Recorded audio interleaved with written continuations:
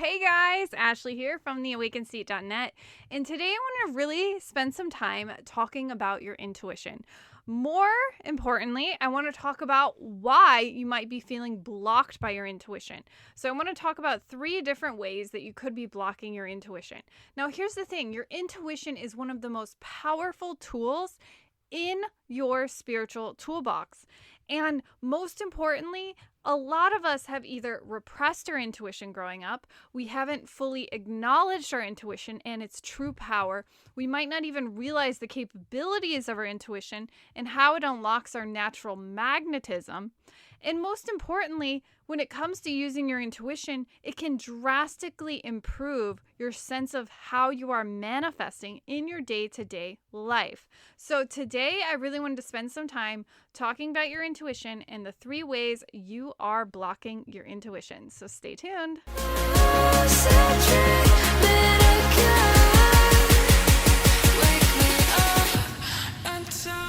Okay, and we're back. Welcome to theawakenseat.net and Awaken and Manifest Your Best Life. If you haven't noticed, we are going to start merging the YouTube and the podcast because, oh my God, it makes my life easier. And for you, it gives you a more immersive experience into what it's like behind the scenes of the podcast and whatever. Anyway, so here you are, and we're going to talk about our intuition.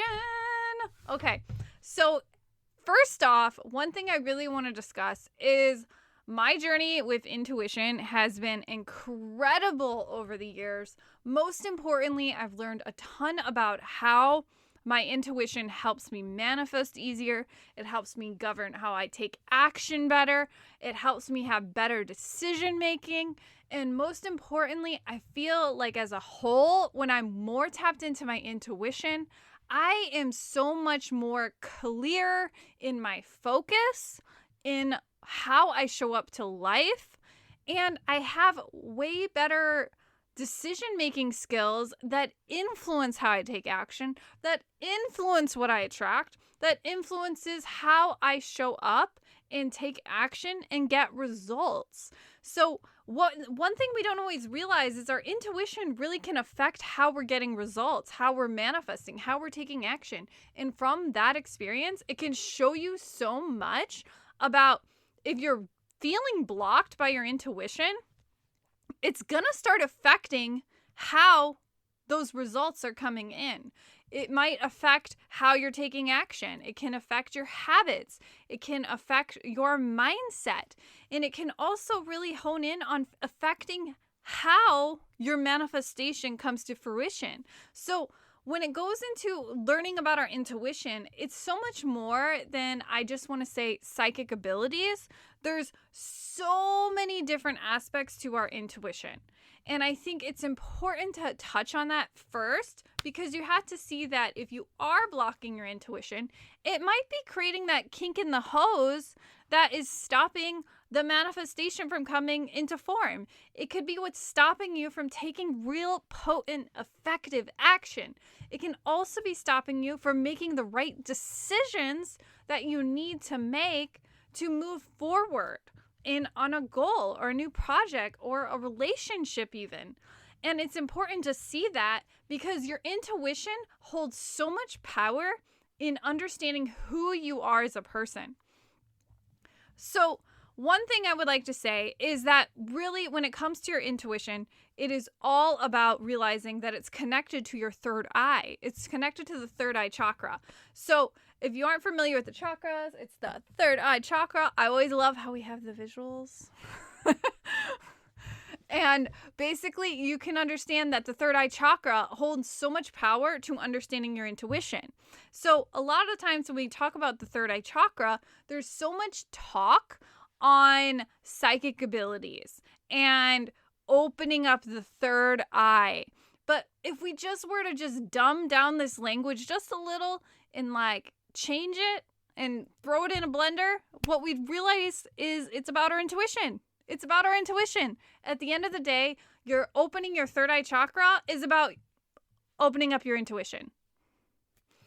It's just a fancy term for something that actually comes so natural to who we are, but perhaps maybe you suppressed it. Maybe you were never taught to own that part of yourself. And I know for me personally, a big part of not owning my own intuition was my mother always decided things for me. She always I was a very shy kid. So when I went to really kind of express myself, I never had that element of self-trust or deciding for myself because I was always taught not to decide for myself. And so that affected how I showed up with my own intuition, because it was always kind of a moment of, is this right? I need someone to decide for me that this is right. I need someone else to decide for me that this is okay. And so that framework of that being externally influenced affected how I chose to feel self-sourced by my own intuition. So when it comes to really looking at these blocks, we can talk about, this is like the very first one, is you're usually second guessing yourself. And this will hold a huge amount of discomfort and even misalignment in your life, because when you're misaligned, you'll have really wonky decision making happening, and like you might either be holding back, you're taking action from fear, you're very uncertain about moving forward, and it causes a lot of almost unconscious fear and even panic, maybe, where you're causing yourself to just constantly not trust yourself. So the number one block that if you're blocking your intuition is you're usually second guessing yourself a lot. There's a lot of, am I doing it right? Is this right? I don't know if I'm doing it right. Is this the right move to make? Should I take that action? Should I do this? Is that okay? I don't know. I need someone else to tell me it's okay. I need someone else to give me permission. I need someone else to say that this is what I decide and this is what I choose. So there's a lot of, I'm looking for permission. I'm seeking. I'm trying to figure out the answer. I'm in this mode of where I'm trying to think it's like the right thing, but I don't think it's the right thing. So it just causes so much confusion and confliction where it's like, I sort of get it right, but I sort of don't get it right. And it's like, you're in this limbo of second guessing yourself. So the number one red flag that you're blocking your intuition is you're probably second guessing yourself. So I invite you to look at, do you resonate with that at all? Do you feel like you're trying to look for other people for the answers? Do you feel like you're trying to seek someone's permission slip to move forward? Or maybe you're trying to have someone else decide for you that maybe that's what is necessary first? That separation and kind of element of where I'm going to wait until I have that permission slip. I'm going to wait until it's the right time, the right moment. Then I'll take the action. Then I'll do the thing. Then I'll move forward. That mentality of where you're second guessing yourself, that is really a block of your intuition.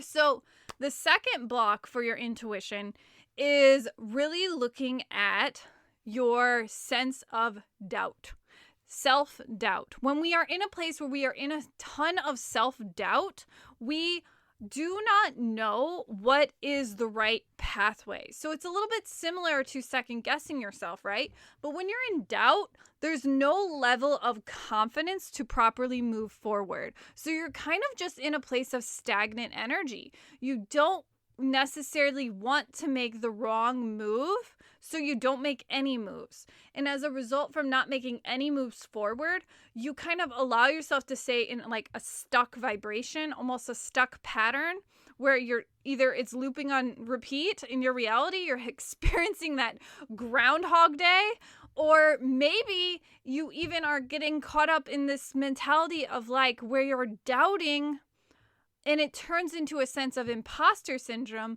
where you're doubting who you are. You're doubting your gifts. You're doubting your expertise. You're doubting your own personal genius. So it's like it can also kind of lower your self-worth is what I'm getting at. So a lot of the times when we're in this second block of our intuition, the doubt will have such a strong hold over us that it can lower our sense of our standards, our boundaries, our worth, and how we're personally seeing ourselves. So because this block will display itself as doubt, what you'll find is that through the law of attraction, you'll start to attract doubt. You'll start to attract situations that make you feel doubtful.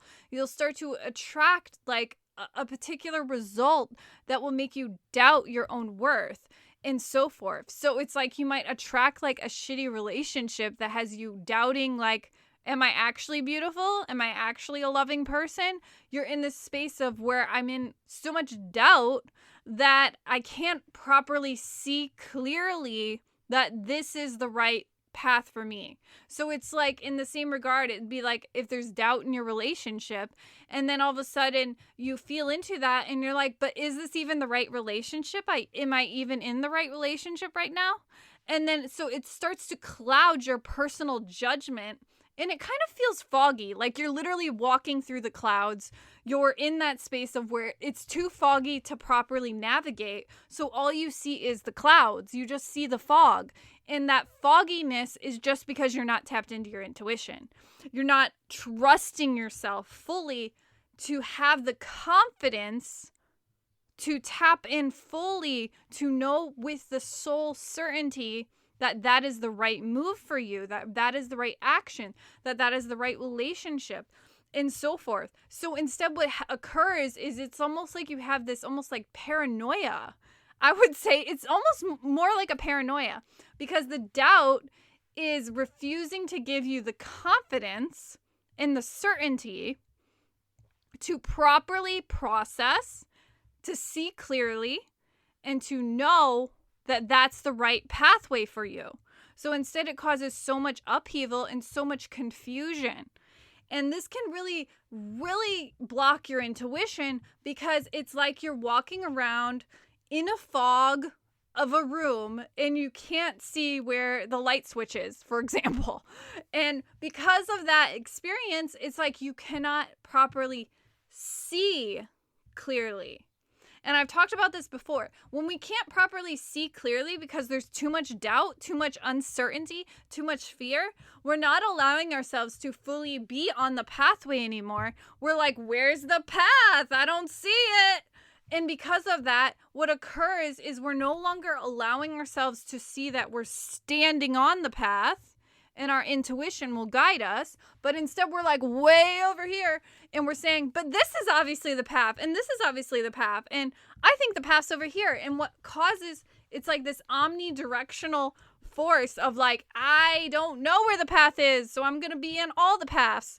And it causes so much confusion. And that's what doubt is like. Doubt puts you in this energy of where you can't see clearly. And if you can't see clearly, you can't navigate properly. And what occurs is it's like, it's so weird how doubt operates because it's like not only does it attract things that instill and like reinforce the doubt, but what happens is it's like you can't, it's like you have a faulty GPS because it's like you can't figure out what is the right way. And as a result, it either causes like inaction where you don't take action, or it causes overwhelm where you refuse to take action because you're overloaded and your system is like, whoa, no, I'm not taking that action. No way. And then third, it also causes self-worth issues because now it's like, am I good enough? Is this enough? Is this right? I don't understand anymore if this is right. So what occurs is like you just have so much cloudiness and it makes you lose your focus. And ultimately, when this part of ourselves is blocked with our intuition, it makes us very unfocused. So we have that unfocused third eye, that overactive third eye, that doubtful, like overcompensating energy. And that leads me to the third step, which is we are overcompensating. This one is a sneaky one. It's so sneaky.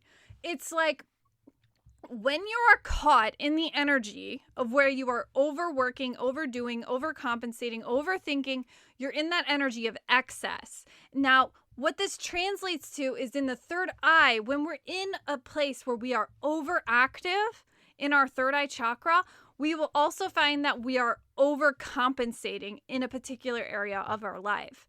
And so this could be overcompensating in your relationship, overgiving, which affects the heart chakra. This could also be overworking, workaholic, where this affects the solar plexus chakra.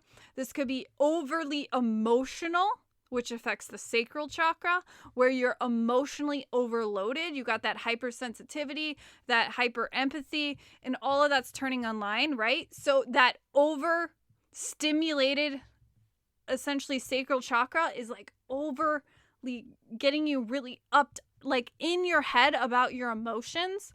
So you're like kind of like either on overdrive with your emotions, or you're on the opposite spectrum where you're like suppressing your negative emotions, which is causing like that emotional meltdown energy where it's like, well, everyone tells me to be high vibe, so I can't express myself negatively in any capacity. So instead what's going to occur is I'm just going to ignore it. And as I ignore it, then I have these emotional meltdowns out of nowhere. And I'm like, why am I having emotional meltdowns?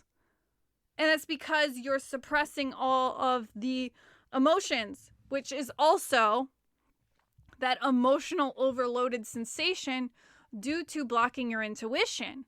And if you think about it like that, that overcompensating of the energy has nowhere to travel. And I've mentioned this a few times. So what occurs is you're actually just blocking your intuition by overdoing and overworking and overachieving and overcompensating. And this is something that I personally had to work on a million times because when you come at it from this energy of where your third eye is turning on and you have a super overactive third eye, which is very common during spiritual awakening because everything's starting to turn on, you also have to realize that you need to take a step back, detach, stay grounded, and kind of ground out all that excess energy. And a lot of that is done with, the mind-body connection and working with more like embodiment practices where you're getting into your body. So ultimately, what I want to say here is those top 3 blocks that can really shift it all for you is understanding you're really looking at, in terms of your intuition, do you feel that any of these particular blocks are resonating strongly with you, where you feel that you are second guessing yourself, or you're in a space where you're overcompensating in your relationships or overworking or overdoing something? Or are you having self-doubt? These are the critical blocks that I have seen repeatedly when it comes to third eye work. And most importantly, when it comes to really feeling that you're suppressing your intuition. And that's really what I wanted to end with, is understanding that if we're suppressing our intuition, these are the symptoms that will likely come up for us as we start to do that. So, for example, if you grew up in a mentality of where you were suppressing your intuition, it will display itself in the form of self-doubt, overcompensating, overthinking, second-guessing yourself, and kind of being in this energy of where you're constantly in your head. Because when you're in your head, you're not tapped into your body, which means you're disconnecting the mind from the body. And what occurs from that is you've disconnected your intuition. It's always about the mind-body connection. And so to close on this episode, what I really want to say here is I want you to think about that. Do you feel like any of those symptoms are resonating with you? I'd love to know in the chat if any of these symptoms have really just brought up something for you, because I know just even sharing just a little bit about how self-doubt can really stop your manifestation, your goal, even your relationship. And I think it's important to touch on that because your intuition has a really strong hold over your life. And so the more we start to understand our intuition, the more we're tapped into our spiritual alignment. And the more we're tapped into our spiritual alignment, it starts to fuel our intuition. So I would also love to share with you that right now I have a spiritual awakening roadmap, a brand new series that I just released. It is free. You can sign up and download the awesome workbook I prepared for you. It has the 5 common phases of spiritual awakening and how you can learn how to personally navigate through them. These are the most common phases that I have seen repeatedly over oh gosh, I don't even know, 11 years, 12 years. I don't even know the number anymore. And what I've done here is I've broken it down so that you can start to evaluate which phase you might be in and what actions you can immediately start to do. And so when you think about in terms of intuition, a lot of this can be stemmed from a third eye imbalance.